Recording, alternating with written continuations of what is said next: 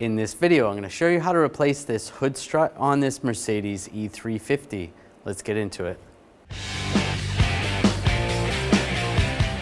We're going to pop the top part of the hood strut off, just using a pick. You want to make sure you have an assistant hold the hood for you. It is going to be heavy. Just pop this off.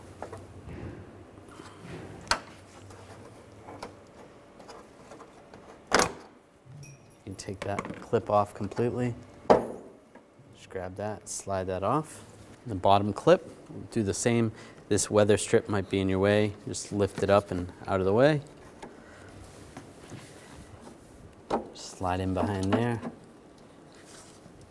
And then pop it off.